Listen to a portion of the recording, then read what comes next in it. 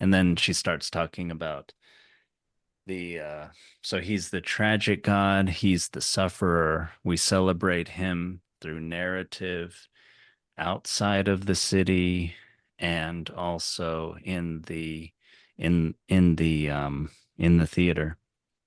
So he still had another side. He was the assurance that death does not end all. His worshippers believed that his death and resurrection showed that the soul lives on forever after the body dies.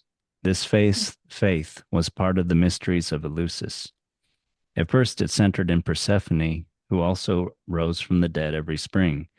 But as queen of the black underworld, she kept even in the bright world above a suggestion of something strange and awful.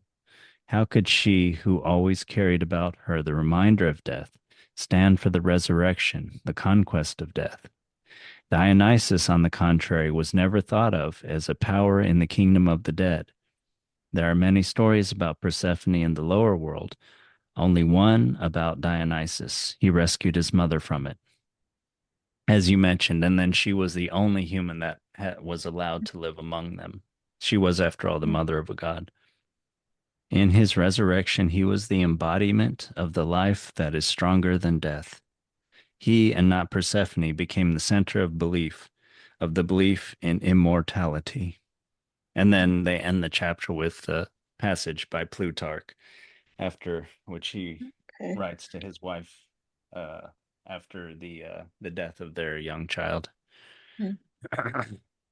Yeah, it's like I was kind of surprised when I heard it was theater, but that makes sense because like he's channeling himself when he sends his followers in a frenzy, and then like in the theater, he's kind of channeling himself again through like the actors and Yeah, right. everyone involved, and in that That's way, right. like he becomes immortal because he's resurrected like every single time those stories of his are acted out and Yeah.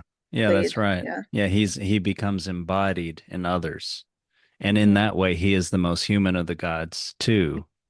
I mean, Zeus is more like above everybody else, right? He literally is above in the clouds, thundering down with lightning and, thunder. It's elemental, it's above us. It's not, but yeah, he's part of us. And, you know, the the analogy with wine just keeps coming, and there's, wine is inside of us, and it we act through it and everything.